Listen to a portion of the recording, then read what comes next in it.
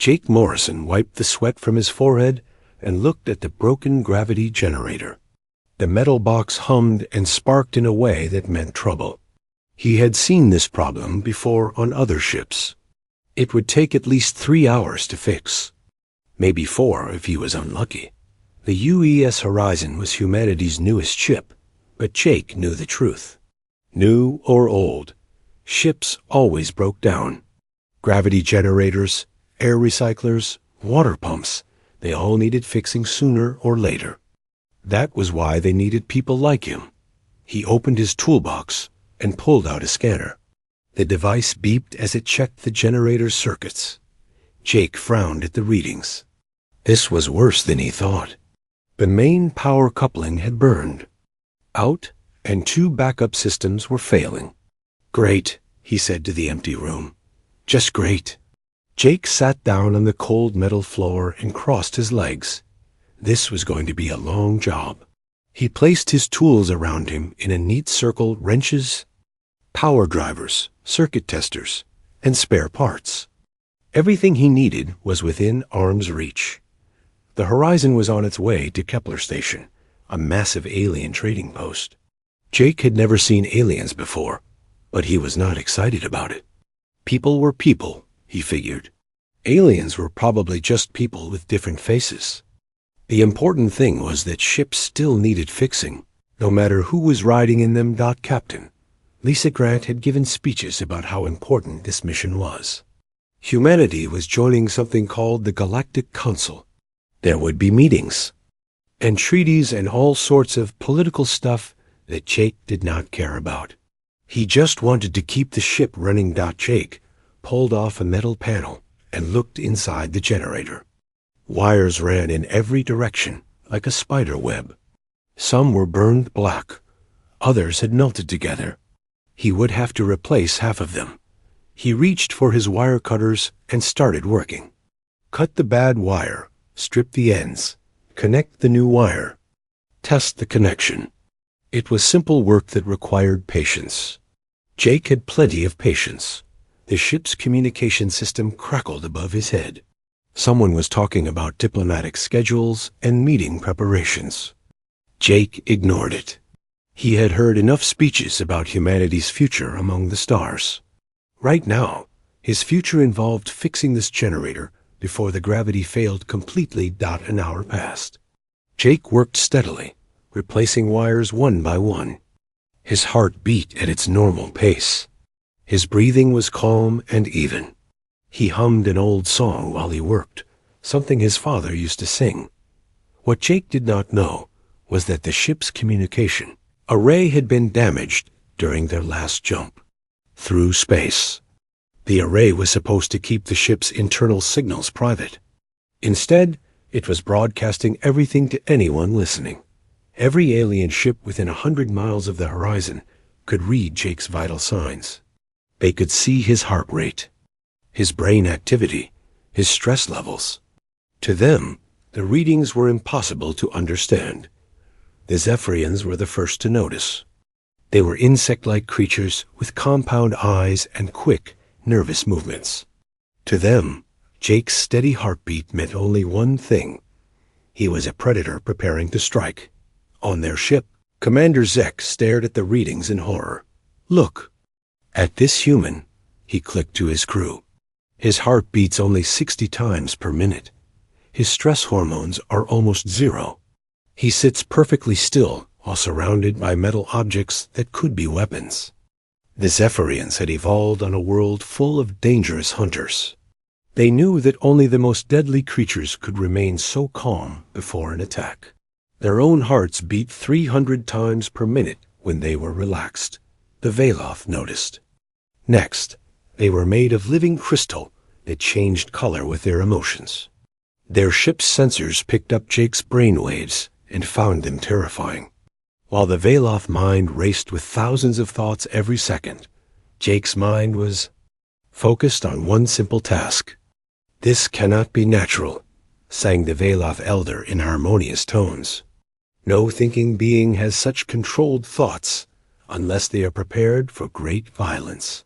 The gaseous Nethri were the third species to detect Jake's signals. They existed as clouds of intelligent vapor, constantly shifting and moving. To them, Jake's stillness was the most frightening thing they had ever encountered. "The human does not move," whispered the Nethri through their communication device.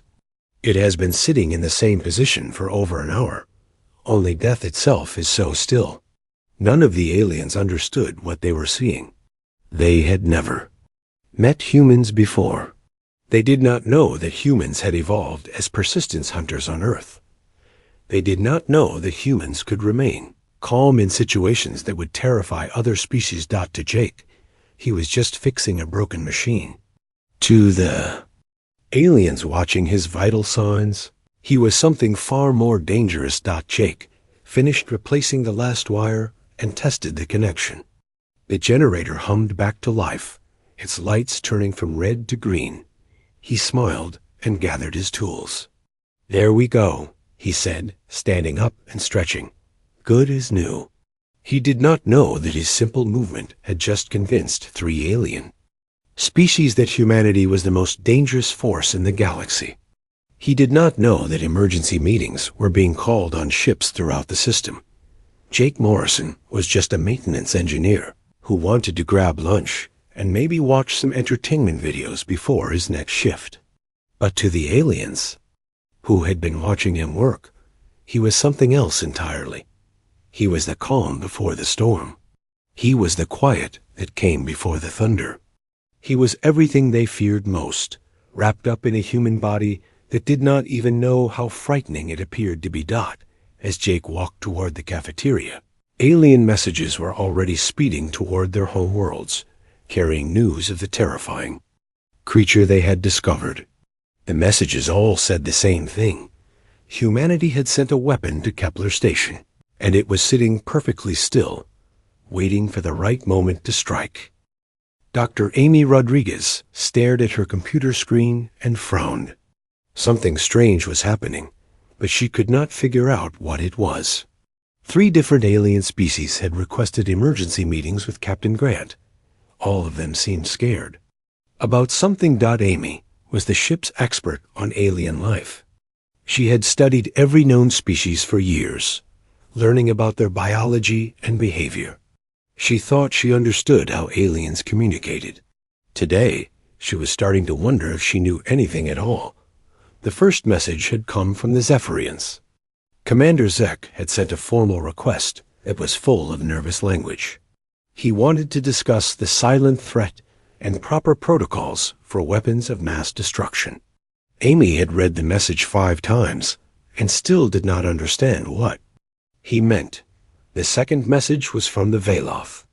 Their crystal bodies changed color when they were afraid, and the video message showed them flashing bright red. Elder Tala spoke in their musical language about the still hunter and the calm that brings death. Amy played the recording over and over, but the words made no sense. The third message was the strangest of all.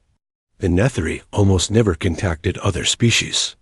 They preferred to drift through space alone, avoiding contact with solid beings. But their representative had sent an urgent warning about the motionless destroyer and the human who does not fear. Amy walked to the bridge to find Captain Grant. The captain was standing near the main view screen, looking tired and confused. "Captain, I need to talk to you about these alien messages," Amy said. Grant turned around. "Good. Maybe you can explain what they are talking about. I have read their requests 6 times, and I still do not understand why they are scared." "That is what I want to find out," Amy said. "Can I see our ship's communication logs? Maybe something we set out confused them." Grant nodded and called up the logs on a nearby screen. Amy scrolled through hours of routine messages. Ship status reports, navigation updates, diplomatic schedules. Nothing seemed unusual. Then she noticed something odd. The communication array showed damage from their last space jump. Some of the privacy controls were not working properly. "Captain, our array has been broadcasting internal signals," Amy said. The aliens might be picking up data that was supposed to stay private. What kind of data? Grant asked. Amy checked the broadcast logs and felt her stomach drop. Biometric. Readings. Crew vital signs, brain activity, stress levels. The array has been sending everything to anyone close enough to listen. How long has this been happening? Grant asked. Since we arrived in this system, Amy said. 3 days ago. Grant rubbed her forehead. So the aliens have been watching our crew's vital signs for 3 days. But why would that scare them? Amy thought about it. Different species evolved in different ways. Their bodies worked differently. What seemed normal for humans might seem impossible or dangerous to aliens. I need to check something, Amy said. She called up the crew biometric records and started looking through them. Most of the readings looked normal. A diplomatic team was nervous about the upcoming meetings, so their stress levels were high. The security crew was alert and ready for trouble. The bridge officers were focused on their duties. Then Amy found Jake Morrison's readings, and her eyes went wide. Jake's heart rate was perfectly steady at 60 beats per minute. His brain activity showed calm focus. His stress hormones were almost zero. For the past 3 days, while the aliens had been watching, Jake had remained completely relaxed.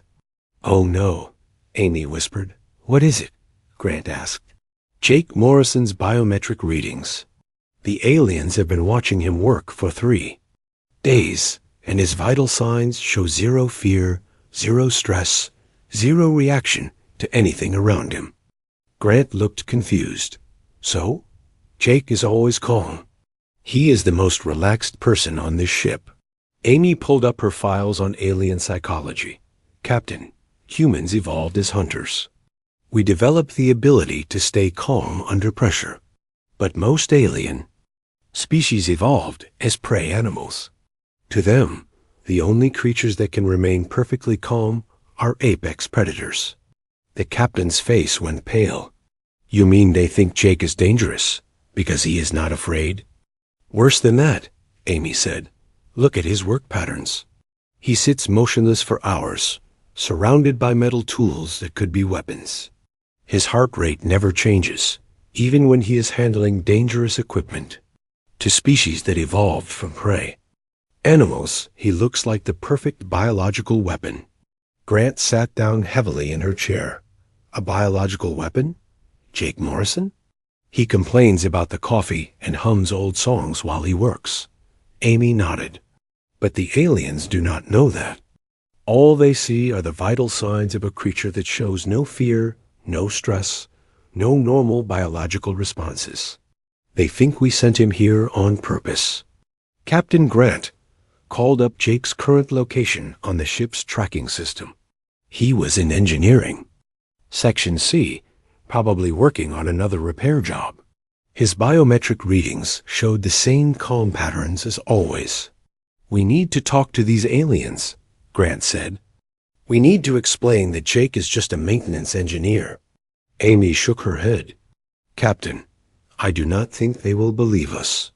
From their perspective, sending someone like Jake and then claiming he is harmless would be the perfect cover story.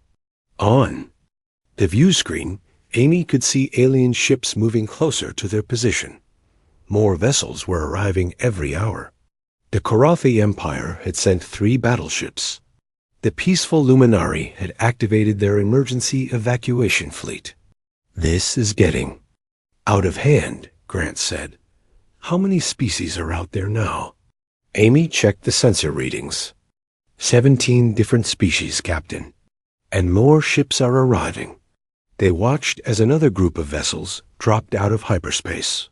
These ships were black and sleek, unlike anything in Amy's database. Who are those? Grant asked. Amy checked her files and felt a chill run down her spine.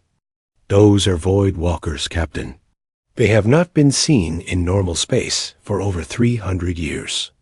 If they are here, it means they think something truly dangerous is happening. Down in Engineering Section C, Jake Morrison had no idea that His simple presence had triggered the largest gathering of alien military forces in centuries.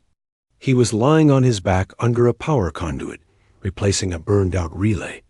His heart beat at its normal pace. His breathing was steady and calm. Jake hummed while he worked, the same old Earth song his father had taught him. He was thinking about lunch and wondering if the cafeteria would have real meat today instead of the artificial stuff dot above him. Alien intelligence networks were analyzing every second of his biometric data. Military commanders were developing battle plans. Evacuation orders were being sent to nearby star systems. All because Jake Morrison was really good at staying calm while fixing broken machines. Amy looked at Captain Grant with worry in her eyes. "Captain, we have a problem. The aliens think Jake is a weapon, and every minute he stays calm makes them more convinced they are right. What do we do?" Grant asked. Amy stared at the growing fleet of alien ships on the view screen.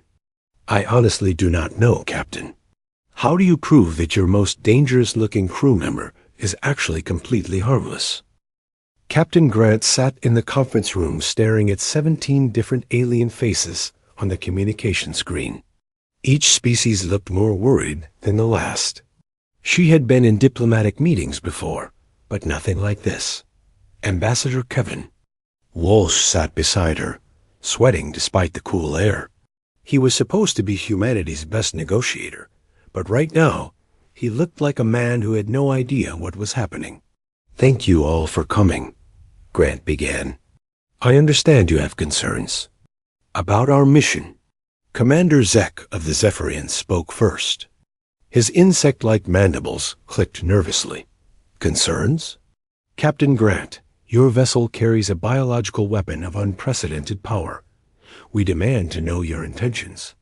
Grant blinked. "I am sorry, but I think there has been a misunderstanding. We are not carrying any weapons. This is a diplomatic mission." The crystal being known as Elder Tala flashed bright red, which Amy had told Grant meant extreme fear. "Do not insult our intelligence, Captain. We have monitored the creature for days. Its biometric readings are impossible unless it is designed for mass destruction." "Creature?" Walsh asked. "What creature are you talking about?" A gaseous form swirled on another screen. The Nethri representative, the still hunter, the silent death, the human that shows no fear, even when surrounded by potential weapons. Grant felt a sinking feeling in her stomach. "Are you talking about Jake Morrison?" The reaction was immediate. Several aliens made sounds of distress. The Zephyrian took a step back from his camera. The Veloth's color shifted to deep purple. "You speak its designation so casually," whispered the Nethri. "This confirms our fears. You are not afraid of your own weapon." Ambassador Walsh leaned forward. "Ladies and gentlemen, I think we have a serious misunderstanding here. Jake Morrison is a maintenance engineer. He fixes broken equipment. He is completely harmless." The Korathi war chief, a large reptilian being with scarred skin, laughed harshly. "You expect us to believe that a creature with such perfect biological control is merely a repair technician." "But he is," Grant insisted. "Jake has been working on our ships for 8 years. He has never hurt anyone. He spends his time fixing gravity generators and complaining about the coffee." Elder Tala's color shifted to a sickly yellow. "This makes it worse, Captain. You claim this weapon performs menial tasks while maintaining perfect biological discipline. This suggests a level of psychological conditioning that terrifies us." Dr. Rodriguez had been listening from the back of the room. She stepped forward. "May I explain something about human biology?" "The weapon has companions," hissed a snake-like alien from the Serpentine Collective. "More of them." No, Amy said quickly. "I am Dr. Amy Rodriguez. I study alien biology. I think I understand why you are scared, but you are wrong about Jake." The aliens fell silent, waiting for her to continue. Humans evolved as persistence hunters, Amy explained. On our home world, we hunted by chasing prey for long distances. We developed the ability to remain calm under stress because panicking would waste energy. Commander Zek's mandibles clicked faster. You admit that humans are natural hunters. Not hunters like you think, Amy said. We hunted animals for food, not other intelligent species. Our calm behavior is not a sign of danger. It is just how we evolved. The Void Walker representative spoke for the first time. Its voice was like whispers in an empty room. We have observed your species' history, human. You have conducted wars that lasted years. You have shown patience that spans generations. This Morrison creature displays the same qualities. Ambassador Walsh was getting frustrated. You are reading too much into this. Jake is just a regular guy who happens to be good at staying calm. Regular? The Karathi war chief stood up, his massive frame filling the screen. A creature that maintains a heart rate of 60 beats per minute while handling dangerous tools? A being whose stress levels remain at zero, even when surrounded by potential threats. This is your definition of regular? Captain Grant realized that the aliens were not just scared, they were terrified. She could see it in their body language, their colors, their voices. To them, Jake really did seem like some kind of super weapon. What would convince you that Jake is harmless? She asked. The luminary representative, a being of pure light, flickered nervously. Nothing, Captain. We have seen the readings. We have analyzed the data. Your Morrison shows all the signs of a perfect biological weapon. What signs? Dr. Rodriguez asked. Elder Tala began listing them. Perfect emotional control. Ability to remain motionless for hours. No fear response to dangerous situations. Brain patterns that show intense focus without stress. These are the traits of the ultimate predator. Amy shook her head. Those are just the traits of a human who is good at his job. Jake focuses on his work because he takes pride in fixing things. He stays calm because getting upset does not help solve problems. And the fact that he shows no fear when surrounded by metal objects that could be used as weapons? Asked Denethri. Because they are tools, not weapons, Grant said. Jake uses them to fix broken equipment every day. Why would he be afraid of his own tools? The aliens exchanged looks that seemed to say the humans were either lying or completely insane. Commander Zek spoke again. Captain Grant, we have been monitoring your Morrison for 3 days. In that time, he has handled devices that could cut, metal equipment that carries lethal electrical charges, and tools that could puncture a hull. His biometric readings never changed. His heart rate remained steady. His stress levels stayed at 0. Because he knows how to use those tools safely, Walsh said. He has been trained.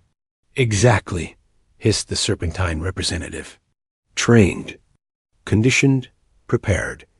You have just confirmed that this weapon has been specifically designed for its purpose. Dr. Rodriguez was starting to understand the depth of the problem. To species that had evolved as prey animals, calm behavior meant only one thing: a predator preparing to strike. Everything Jake did reinforced their fears. What can we do to prove you are wrong? Grant asked. The Void Walker's whispered voice filled the room. Nothing, Captain. We have activated the Galactic Defense Coalition. Fleets are converging from across the galaxy. If humanity wishes to deploy a biological weapon, we will be ready. Grant's blood ran cold. You have done what? The Defense Coalition was created to handle galaxy-ending threats, explained the Karathi war chief. Your Morrison qualifies. Ambassador Walsh stood up quickly. You cannot be serious. You are talking about starting a war over a maintenance engineer. We are talking about preventing extinction, Elder Tala replied. Your species may think we are overreacting, but we prefer to survive. Captain Grant looked around the conference room and realized that nothing she could say would convince. These aliens that Jake was harmless. In their minds, humanity had sent a perfect biological weapon to Kepler Station, and every moment Jake remained calm confirmed their worst fears down in Engineering Section C. Completely unaware of the galactic crisis he had caused, Jake Morrison finished installing a new power coupling and stood up to stretch. He checked his watch and smiled. Just enough time to grab a sandwich before his next repair job. As he walked toward the cafeteria, alien military fleets were jumping into the system. The largest gathering of warships in galactic history was assembling, all because Jake Morrison was really good at staying calm while fixing broken machines. The calm before the storm was about to become the storm itself. Jake Morrison sat in the cafeteria, eating a ham sandwich and watching the news on his tablet. The headlines were strange today. Something about increased military activity near Kepler Station. Ships from different alien empires were gathering in the area. Must be some kind of training exercise, Jake muttered to himself as he took another bite. He did not know that those ships were there because of him. He did not know that military commanders across the galaxy were holding emergency meetings about the human weapon aboard the U.E.'s Horizon. He was just enjoying his lunch break and thinking about his next repair job. The cafeteria was nearly empty. Most of the crew was busy preparing for their arrival at Kepler Station. Jake preferred it this way. Less noise, less chatter, more peace. To eat his sandwich and read the news. His tablet beeped with a work order. Someone had reported a problem with the air recycling system on Deck 7. Jake sighed and finished his sandwich. The recycler probably had a clogged filter, but it would still take an hour to fix properly. Jake gathered his tools and headed for Deck 7. He walked slowly through the corridors, humming an old song and nodding to crew members he passed. To him, it was just another normal day aboard the Horizon.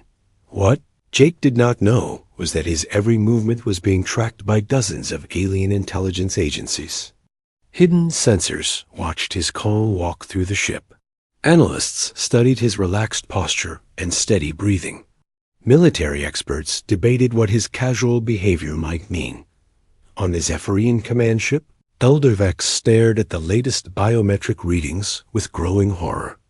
Look at this creature's confidence, he clicked to his officers. It moves through its territory without any defensive postures. It shows no awareness of potential threats.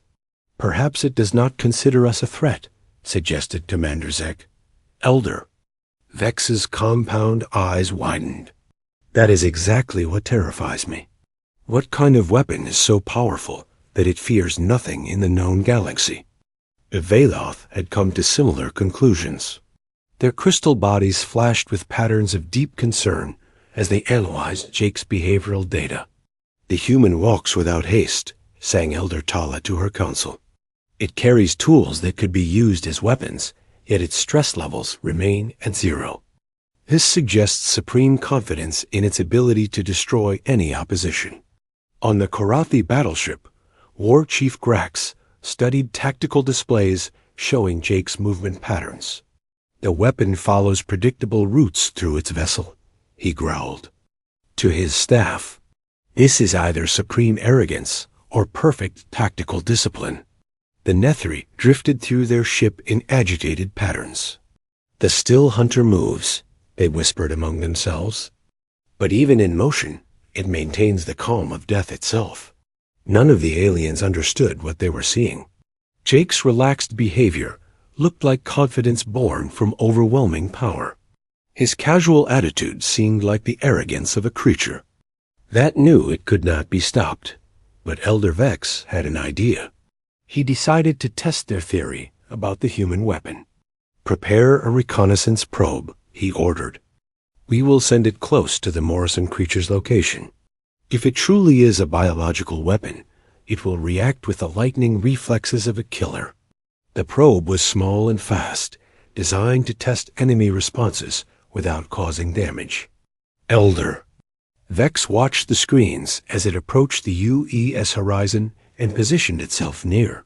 Jake's location. Jake was kneeling in front of an air recycler, removing its access panel. The probe appeared in his peripheral vision, a small metal object floating outside the nearby viewport. Jake glanced at it for about 2 seconds, shrugged, and went back to his work. He began humming again as he pulled out the clogged filter. On the Zephyrian ship, the bridge fell silent. Elder Vex stared at the readings in absolute terror. It dismissed our probe completely, whispered Commander Zek. It looked at a Zephyrian military device and showed no reaction at all. Elder Vex felt his blood go cold. Send an immediate message to all fleet commanders. The human weapon is so confident in its abilities that it considers our advanced military technology to be irrelevant. A message spread through the alien fleet like wildfire. Jake's casual dismissal of their probe was interpreted as the ultimate show of force. To the aliens, his shrug meant that nothing in their arsenal could possibly threaten him. The Galactic Defense Coalition, activated for the first time in 400 years. It was a mutual defense agreement that had been created to handle threats that could destroy entire civilizations. The coalition had never been used because no such threat had ever appeared. Until now, Fleet Admiral Korthik of the coalition took command of the growing armada. His species, the Draconic Hegemony, were among the most militaristic in the galaxy. Even they were scared of what the humans had apparently created. Status report, Korthik rumbled to his staff. 437 ships have arrived. From 18 different empires, reported his aide. More are jumping in every hour. The Eternal Empire is sending their entire 7th fleet. The Machine Collective has dispatched 50 combat units. Korthik studied the tactical display. Never in galactic history had so many warships gathered in one place. All because of one human who showed no fear. What is the current status of the weapon? He asked. It has completed its test of our probe. Response and return to maintenance activities, the aide replied. Biometric readings show the same impossible calm as before. Korthik nodded grimly. It is demonstrating that our military presence does not concern it. The weapon is sending a clear message. We cannot stop what humanity plans to do. On the UE's horizon, Captain Grant was watching the massive alien fleet through the bridge viewports. Hundreds of ships surrounded them in battle formation. She had never seen so many warships in one place. Captain, called Lieutenant Peters from the communication station, we are receiving surrender offers from 12 different species. Surrender? Offers? Grant asked in confusion. They want to negotiate terms before the attack begins, Peters explained. They are offering tribute, trade agreements, territorial concessions, anything to avoid total destruction. Dr. Rodriguez shook her head in amazement. They really believe Jake is some kind of superweapon. Commander Steve Parker, the head of security, laughed bitterly. Jake Morrison, the most dangerous human in the galaxy. If only they knew he once got stuck in an airlock for 2 hours because he forgot the door code. Down on Deck 7, Jake had finished cleaning the air recycler filter and was putting it back in place. The system hummed back to life, circulating. Fresh air through the ship. He gathered his tools and checked his watch.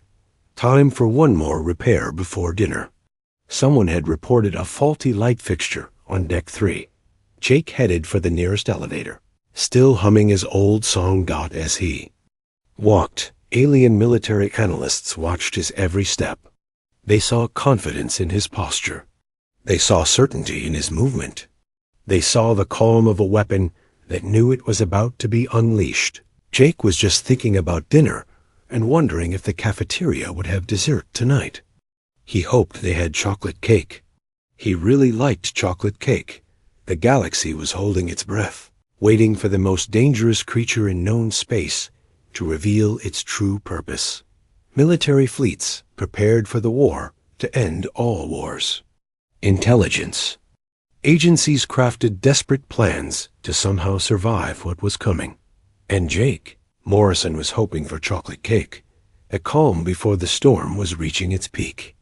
Soon, something would have to give.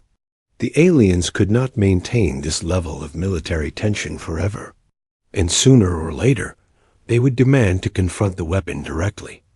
When that moment came, Jake Morrison would finally learn that he was the most terrifying human who never knew it. Fleet Admiral Korthik stood in the main conference room of his flagship, surrounded by the largest gathering of alien military leaders in galactic history.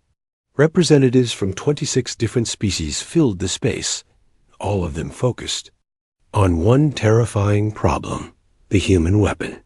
"We cannot wait any longer," declared Elder Vex of the Zephyrians. "Every hour we delay gives the humans more time to prepare their attack." War Chief Grax of the Karathi slammed his fist on the table.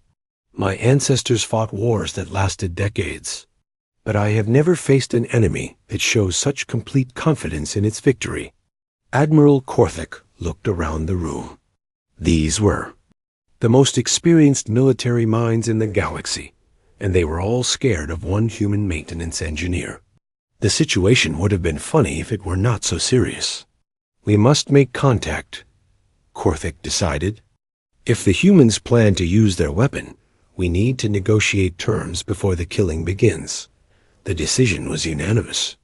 A formal diplomatic request was sent to the UES Horizon, demanding an immediate meeting with the highest-ranking human officials. The message was polite but urgent, asking for talks that could prevent galactic war. Captain Grant received the request and felt her stomach drop. She had hoped the situation might calm down on its own, but the aliens were more scared than ever. "They want to meet in 1 hour," she told Dr. Rodriguez and Ambassador Walsh. "All their top military commanders will be there." "What are we going to tell them?" Walsh asked. "That our most dangerous weapon is currently in the cafeteria eating chocolate cake?" Grant rubbed her temples. "We tell them the truth. Jake Morrison is a maintenance engineer, not a weapon. Maybe if they meet him in person, they will understand." Dr. Rodriguez looked worried. "Captain, what if seeing Jake in person makes things worse? What if his calm behavior convinces them that he really is dangerous?" "We have to try," Grant said. "This has gone too far. Half the galaxy is ready to go to war over a misunderstanding." An hour later, Captain Grant walked into Conference Room Alpha with Dr. Rodriguez and Ambassador Walsh. The room had been expanded with additional screens to accommodate all the alien representatives who wanted to attend. The aliens were already waiting. Grant had never seen so many different species in one place. Insect-like Zephyrians, Crystal Veloth, Gaseous Nethri, Reptilian Karathi, and dozens of others. All of them looked nervous. Fleet Admiral Korthik stood at the head of the table. His dragon-like appearance was intimidating, even through the video screen. "Captain Grant," he began formally, "we appreciate your willingness to meet with us during this crisis." "Crisis?" Grant asked. "Admiral, I think there has been a serious misunderstanding." "There is no misunderstanding," Elder Vex interrupted. "We know what your Morrison creature is.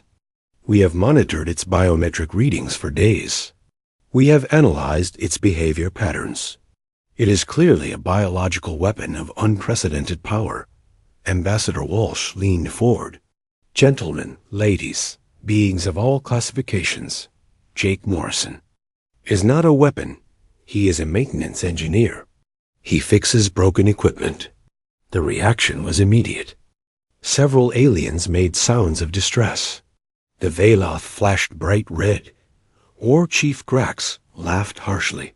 "You expect us to believe that a creature with perfect biological control spends its time repairing machinery?" Grax asked. "Because that is exactly what he does," Grant said firmly. Admiral Korthik studied the human captain for a long moment. "Captain Grant, We are prepared to offer terms. Full territorial autonomy for humanity. Favorable trade agreements. Technology sharing. Anything you desire in exchange for not using your weapon against civilian populations. Grant blinked in surprise. Admiral, you are offering to surrender to us?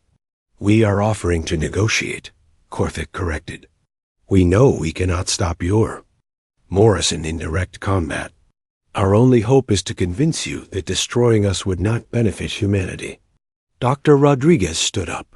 With respect, Admiral, you are all making a terrible mistake. Jake Morrison is not dangerous. He is probably the least threatening person on this ship.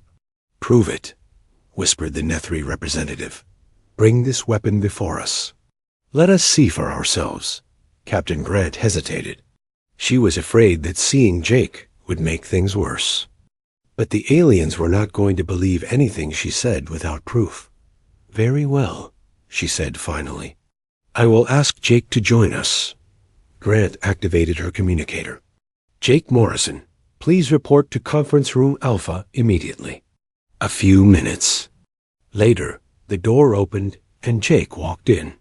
He was wearing his usual work coveralls, which were stained with grease from his latest repair job. He carried a coffee mug that said, Universe's okayest engineer, and looked completely confused. The reaction from the aliens was immediate, and dramatic. Several Zephyrians dove behind their chairs. The Veloth turned bright white, which Dr. Rodriguez knew meant absolute terror. The gaseous Nethri compressed into tight clouds near the ceiling of their ship. War Chief Grax, one of the most feared warriors in the galaxy, took 3 steps back from his camera. Jake looked around the room with growing confusion. Captain? Did I do something wrong? You said to come to Conference Room Alpha, but I was in the middle of fixing the coffee machine in Section B. His calm voice sent another wave of panic through the alien representatives. To them, his casual tone while surrounded by military commanders proved that he had no fear of their combined forces. Jake, Captain Grant said carefully, these are representatives from the Galactic Defense Coalition. They wanted to meet you. Jake nodded politely. To the screens. Oh, nice to meet everyone. Sorry, I am not dressed better. I have been crawling around in maintenance shafts all day. Elder Vex found his voice first, though it trembled with fear. The weapon... It speaks so casually about its activities. Weapon? Jake asked, looking even more confused. What weapon? Captain, what is going on here? Admiral Korthik stepped forward, his massive frame filling the screen. Human creature, we know what you are. We have monitored your vital signs. We have analyzed your behavior patterns. You cannot deceive us. Jake scratched his head, leaving a small grease mark. I am sorry, but I really do not know what you are talking about. I fix broken stuff. That is pretty much it. The calm way Jake spoke while addressing the most powerful military leaders in the galaxy terrified the aliens even more. War Chief Grax whispered to his officers, Look at its confidence. It shows no respect for our ranks because it knows it could destroy us. Dr. Rodriguez tried to help. Jake, they think you are some kind of biological weapon because your biometric readings have been broadcast accidentally. Your calm behavior is scaring them. Jake looked at the aliens on the screens and saw their obvious fear. His expression softened. Oh no, are you guys okay? You all look really scared. Did something bad happen? His genuine concern for their well-being sent the aliens into new levels of panic. Elder Tala's crystal body flashed through every color in the spectrum. It is showing mock sympathy, she sang in terrified tones. The weapon pretends to care about our fear to demonstrate its psychological superiority. Jake sat down in a nearby chair, moving slowly so he would not startle anyone. His heart rate remained steady at 60 beats per minute. His stress levels stayed at 0. Look, I do not know why you are scared of me, Jake said in his most gentle voice. But I promise I am not going to hurt anyone. I have never hurt anyone in my life. I just fix machines. Admiral Korthik stared at the human in amazement. You maintain perfect biological control, even while making threats. Threats? Jake asked. I am not making threats. I am trying to tell you that I am harmless. The Nethri representative whispered. From the ceiling of their ship, the still hunter claims to be harmless while demonstrating perfect predatory calm. This is psychological warfare of the highest order. Ambassador Walsh stood up. This is ridiculous. Jake, show them some of your tools. Maybe if they see that you only carry repair equipment, they will understand. Jake reached into his tool belt and pulled out a multi-purpose scanner. The alien reaction was immediate. 3 species activated emergency alerts. The Korathi reached for their weapons. A scanning device, War Chief Grax said grimly. The weapon carries sensors to analyze our defenses. Jake looked at the simple tool in confusion. It is just for checking electrical circuits. See? He pointed it at a wall panel and read the display. This panel is operating at normal power levels. That is all it does. Dr. Rodriguez tried again. Jake, maybe you could explain how humans evolved. Tell them why you stay calm while working. Jake shrugged. I guess humans are just good at staying focused. My dad always said that panicking never fixed anything. When you have a problem, you stay calm and work through it step by step. To the aliens, this sounded like a description of the perfect killing. Machine. Elder Vex clicked his mandibles in terror. It describes its psychological conditioning. The weapon has been trained to remain calm during violence. No, Jake said, starting to get frustrated. I stay calm when I am fixing air recyclers and gravity generators. Not violence. Maintenance work. His slight increase in emotional intensity was immediately detected by the alien sensors. For just a moment, his heart rate went up to 65 beats per minute. The aliens fell silent. Even a small emotional response from the human was terrifying to witness. Did you see that? Whispered the Nethri. The weapon allowed us to observe.